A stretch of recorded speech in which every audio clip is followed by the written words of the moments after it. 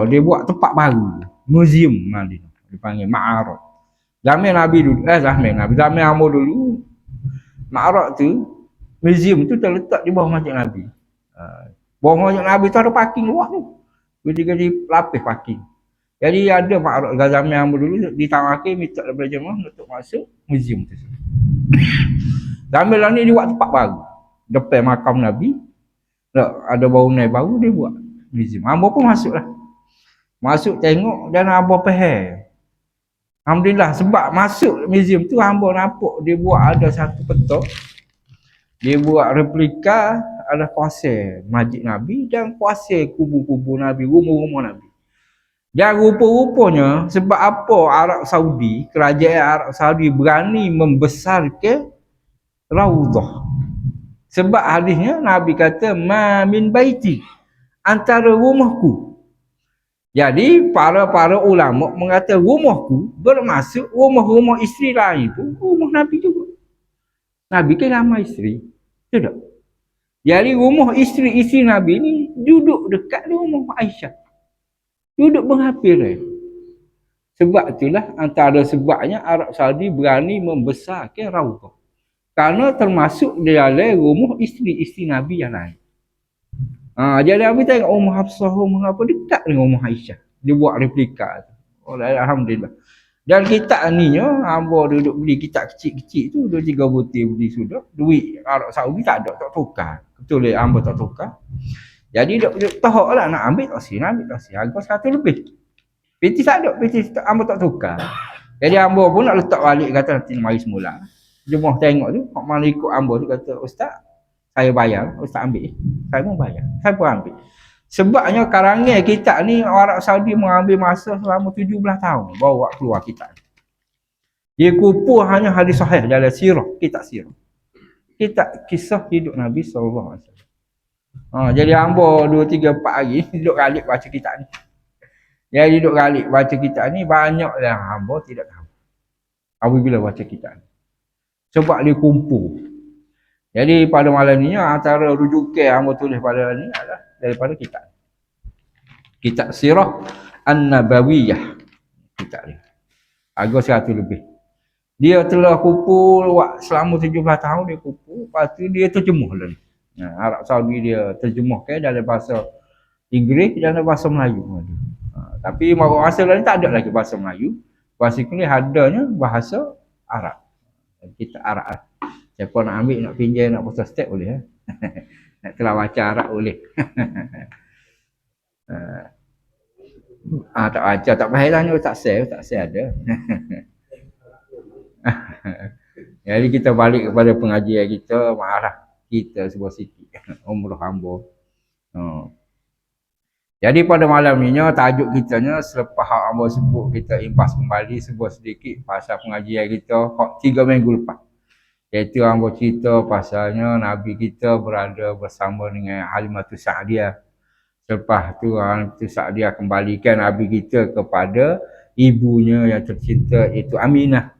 Dan Nabi duduk bersama dengan Aminah tidak sampai pun setahun maka ibunya telah meninggal dunia.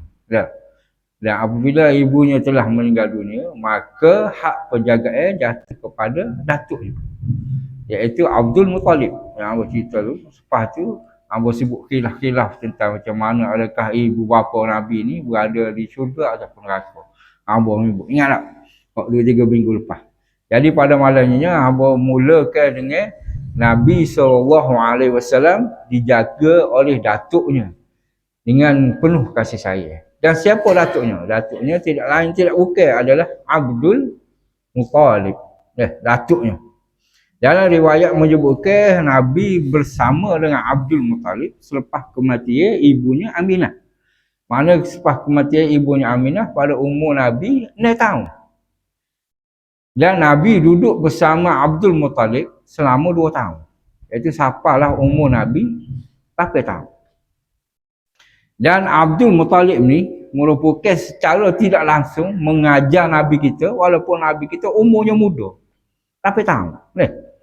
Tetapi secara tidak langsung Rasulullah SAW Nabi kita ni dapat melihat cara Abdul Muttalib ni mentadbir Mekah.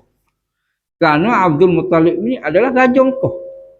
Yang tidak langsungnya Nabi belajar cara nak memimpin, cara nak jadi ketua, cara nak jadi bos, cara nak menguruskan orang.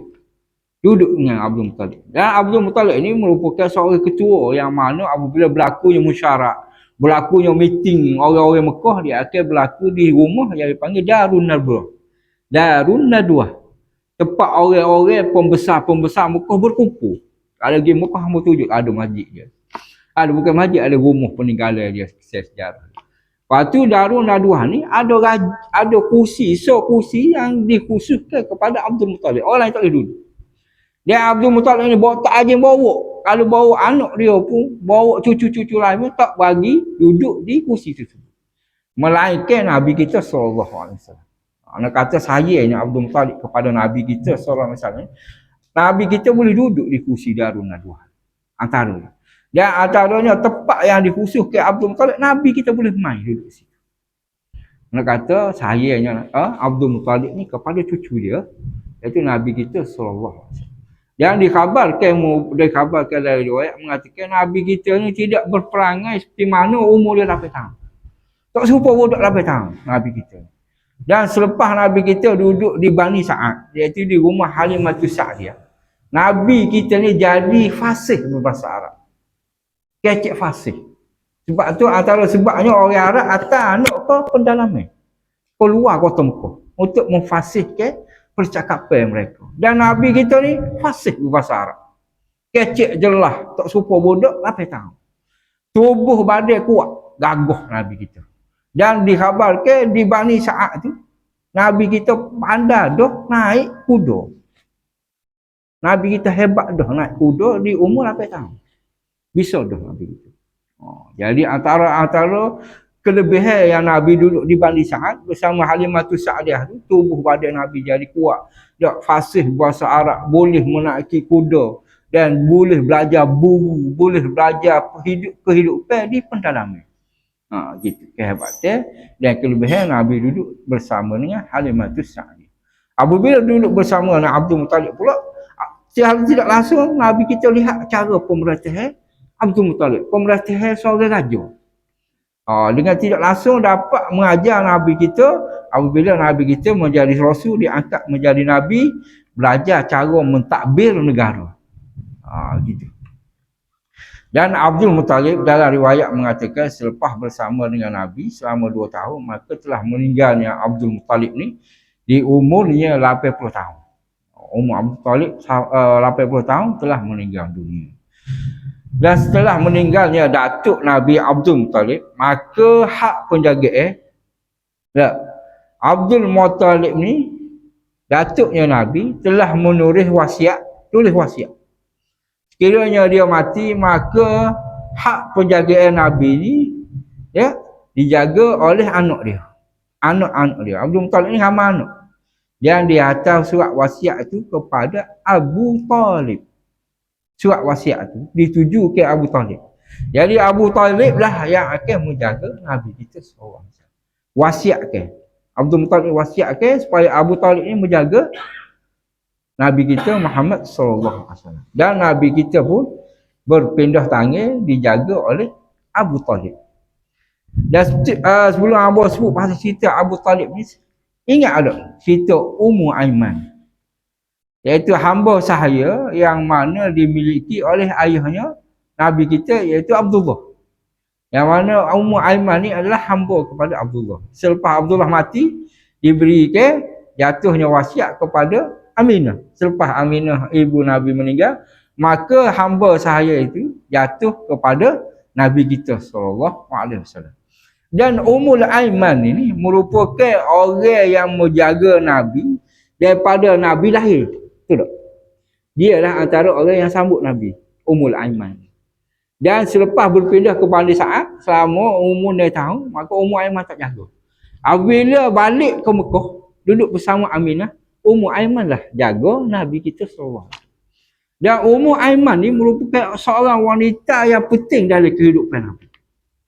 Dan hamba cek cerita Ummu Aiman ni bersama dengan Nabi ni banyak. Ada hadis-hadis yang menceritakan tentang Ummul Aiman.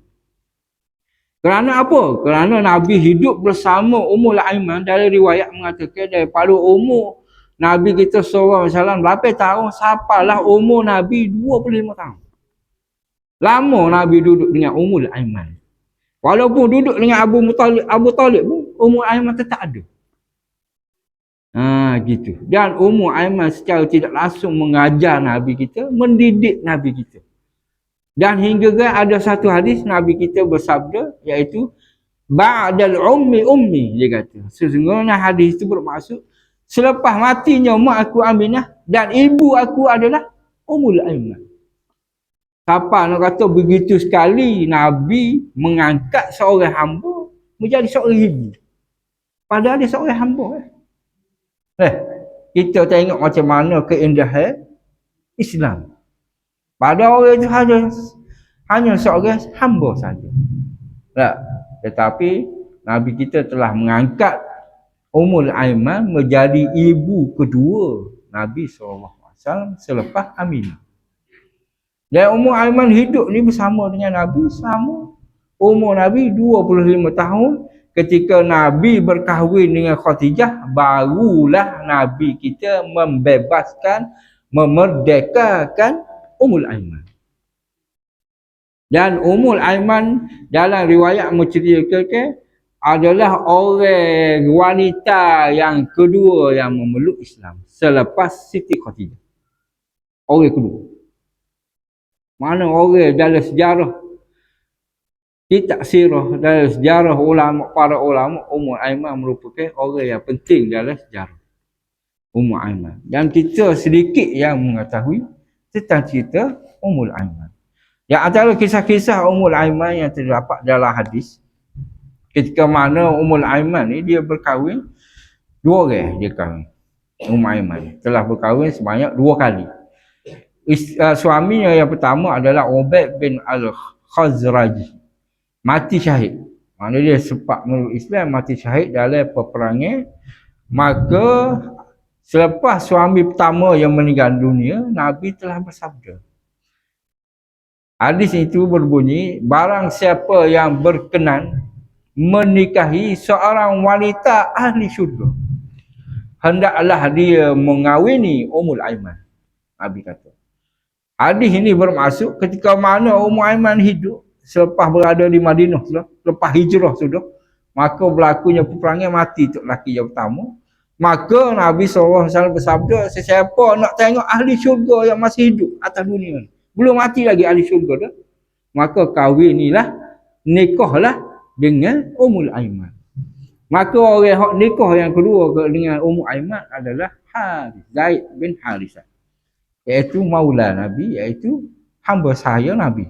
Nanti hamba cerita pasal Zaid bin Harithah, orang penting dalam hidup Nabi juga.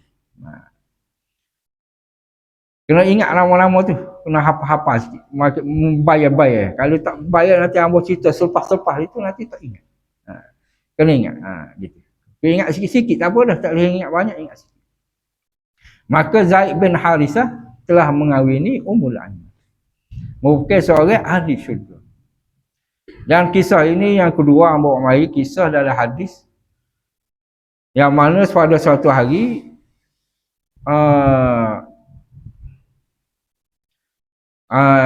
Anas radhiyallahu anhu telah menziarahi Ummul Aiman. Dan dia pergi menziarahi Ummul Aiman. Lalu dia, Ummul Aiman, membawa kepadanya bekah. Ummul Aiman ni apabila Nabi bersama dengan Anas bin Malik pergi menziarahi Ummul Aiman, iaitu mak kedua dia di Madinah dah, kisah dia. Maka Ummul Aiman ni waktu ambil bekah air. Waktu ambil bekah air, maka bekah air itu mengandungi minuman. Dia tawar kepada Nabi SAW dan Nabi menolaknya. Nabi tak minum. Jadi Anas bin Malik kata tak tahulah sebab apa Nabi tak minum dalam hadis. Adakah Nabi kita berpuasa atau memang Nabi kita tak minum? Itu. Maka nak ayatnya ini ada seorang sifat seorang ibu. Seorang ibu yang menjaga anak dia. Dia telah mengangkat suara. Ummul Aiman ni angkat suara kepada Nabi kita SAW. Akak sorok dalam hadis tu kata dengan nada yang maruh. Kalau kita lihat bahawasanya seorang Nabi, tak ada orang berani akak sorok. Dan Allah SWT larang kepada para sahabat dan manusia untuk akak sorok di depan Nabi. Tapi Ummu Aiman ni dia akak sorok. Dia kata suruh Nabi minum. Dalam hadis mentafsir ayat ni Haris. Dia menjaga sebab dia biasa jaga Nabi. Daripada kecil sampai besar dia jaga Nabi. Jadi cara jaga air dia tu bersungguh-sungguh. Dia nak suruh Nabi minum juga air tu. Maka dia akak sorok. Nabi tidak marah kepada Ummu Aiman. Kata Ummu Aiman ni orang penting dalam hidup Nabi SAW. Dan selepas Nabi kita mati ada hadis yang selagi. Ketika mana Nabi kita wafat sudah. Maka Umar Abdul Aziz dan juga Abu Bakar mengajak Abu Bakar supaya pergi menziarahi Ummul Aiman. Kerana biasa Nabi ziarah, maka para sahabat dua orang ni akan curuk jejak Nabi. Nabi buat kata, pokok dia akan buat. Jadi mereka kata biasanya Nabi akan ziarah Ummul Aiman. Jadi pada hari ini kita pergi menziarah Ummul Aiman selepas Nabi kita SAW meninggal dunia. Dan hadis ini hadis diriwayatkan oleh Anas. Dan ke mana Abu Bakar dengan Umar sapa di rumah tersebut, maka mereka melihat Ummu Aiman ni sedang menangis, duk teriuk. Maka Abu Bakar Umar pun berkata, janganlah kamu menangis wahai Ummul Aiman, kerana Nabi SAW lebih baik kehidupannya di sisi dengan Allah Subhanahu Wa Taala. Nak mereda ke tangisnya Ummu Aiman tu, maka mereka berkata, janganlah kamu teriuk, janganlah kamu sedih. Kerana Nabi kita mati ni, pasti kehidupannya lebih baik bersama dengan Allah SWT. Dan Ummu Aiman menjawab, aku tidak menangis sebab kematian Nabi. Kerana aku tahu Nabi itu hidup lebih baik bersama dengan Allah SWT. Tapi aku menangis kerana wahyu daripada Allah SWT telah terputus. Tak ada wahyu. Sebab itulah aku menangis. Maka sebabnya Ummu Aiman kata gitu, Umar dan Abu Bakar pun turut menangis. Hadis ni hadis riwayat Muslim. Sahih Muslim. Di antara hadis yang ambil kukukan tentang kelebihan Ummul Aiman. Dan ada dua riwayat mengatakan masa mana kematian Ummul Aiman. Ada mengatakan selepas 5 bulan Nabi meninggal dunia, Ummul Aiman telah meninggal dunia. Dan riwayat ini sedikit tidak kuat. Dan hadis yang kuat, riwayat yang kuat adalah mengatakan Ummul Aiman mati ketika di zaman pemerintahan khalifah yang kedua, iaitu Umar ibn Aziz. Umar bin Khattab. Umar bin Khattab barulah Ummul Aiman meninggal dunia. Itu kisah Ummul Aiman. Dan seterusnya. Itu selesai cerita Ummul Aiman. Selepas Nabi kita SAW bersama dengan Abdul Muttalib, maka Abdul Muttalib tulis wasiat kepada Abdul Muttalib, datuk Nabi, tulis wasiat kepada Abu Talib, anak dia, supaya menjaga Nabi. Menulis wasiat khusus untuk Abu Talib menjaga Nabi SAW. Dan Abu Talib ni ada seorang isteri yang nama Fatimah binti Asad. Dan Fatimah binti Asad merupakan orang yang penting juga dalam kehidupan Nabi. Kerana Abu Talib ni dan Fatimah binti Asad ni menjaga Nabi daripada umur 8 tahun hinggalah Nabi berkahwin juga. Betul tak?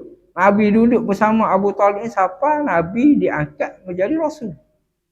Abu Talib tak mati lagi. Betul tak? Jadi Abu Talib ni dan Fatimah binti Asad menjaga Nabi sampailah Nabi umur 25 tahun. Selepas Nabi bernikah dengan Khadijah, barulah Nabi berpindah daripada rumah Abu Talib. Lama dia duduk dengan Abu Talib. Dan siapakah nama Abu Talib? Itu disebut Abu Talib. Nama sebenar dia apa? Tak saya nama sebenar dia. Saya ingat. Nama sebenar Abu Talib adalah, yang sahihnya, dia ada dua riwayat. Yang pertamanya mengatakan nama dia Al-Imran. Dan nama dia Imran ni, ulama mendaifkan nama dia. Kalau jumpa ada dalam kitab sirah menulis Imran, maka nama tu didaifkan oleh kebanyakan ulama hadis. Hak sahihnya namanya adalah Abdul Manaf. Nama Abu Talib. Sebab apa dia beri gelar dia Abu Talib? Pelik tak? orang Arab ni suka bernama Abu. Abu ni siapa? Ayah kepada Talib. Masuk dia. Jadi anak pertama Abu Talib adalah namanya adalah Talib bin Abi Talib bin Abdul Manaf lah maksud dia. Jadi orang Arab ni biasa guna gitu. Kalau ada anak dia akan bubuh Abu Talib. Mana anak kepada Talib. Itu maksud dia. Dan Abu Talib ni ada ni orang anak. 4 lelaki dan 2 wanita. Lelakinya adalah Abi Talib, Talib bin Abi, yang keduanya adalah Ja'far. Yang ketiga dah Ali radhiyallahu anhu. Ali, khalifah yang keempat. Anaknya Abu Talib. Yang keempatnya jari hak kita tahu adalah Aqil. Dia ke semua yang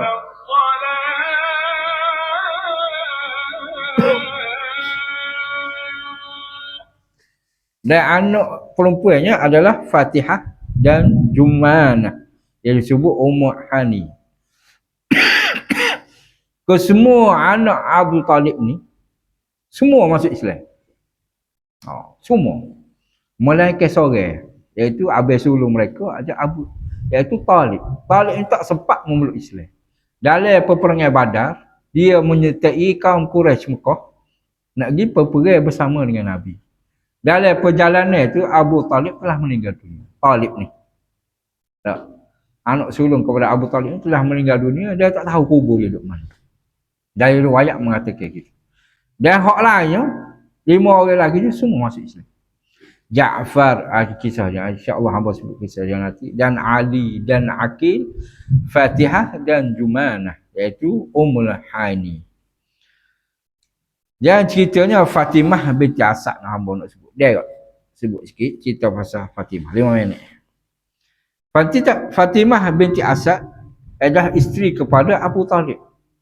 Dan Fatimah ini merupakan dianggap oleh Nabi SAW seperti ibu angkat Nabi sendiri. Kalau kita sebut ibu angkat ni zaman kita ni, maka orang tu orang penting. Betul tak?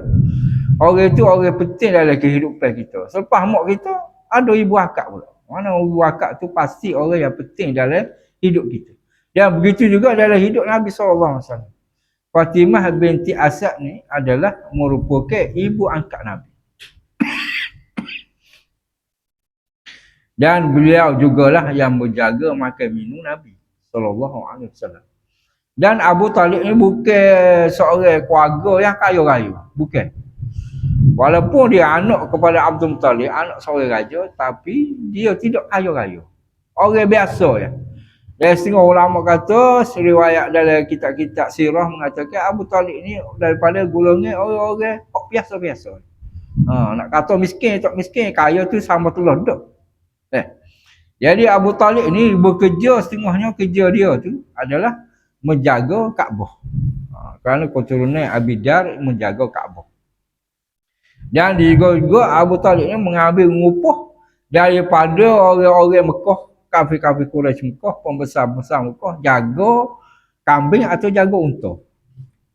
Pengembala kambing ataupun unta. Dan Nabi kita SAW di usia 8 tahun ataupun setengah riwayat kata 9 tahun, sampailah umur Nabi 21 tahun. Start dengan umur 8 tahun hingga 21 tahun, Nabi bekerja mengembala kambing. Nabi kita kerja mengembala kambing. Tak? Daripada umur 8 tahun hingga 21 tahun. Selepas 21 tahun barulah Nabi kita tukar pekerjaan dia, iaitu berniaga. Daripada umur tu Nabi bekerja menjaga kambing-kambing orang-orang kafir Arab Mekah. Dan Nabi kita mengambil ngupah jaga kambing.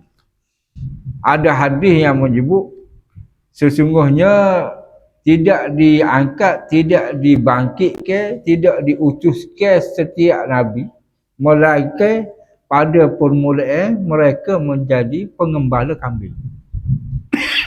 Maksud hadis ni Nabi ayatnya, semua Nabi-Nabi sebelum diutuskan menjadi Rasul, mana tak kira lah Nabi Adam ke Nabi Nuh, semua Nabi-Nabi, semua pekerjaan awal mereka adalah mengembala kambing. Sebab apa? Ha.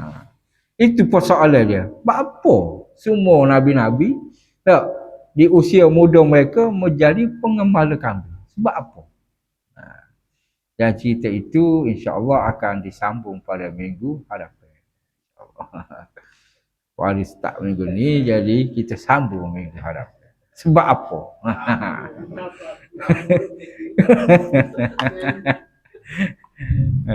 Jadi, hamba sudahi dengan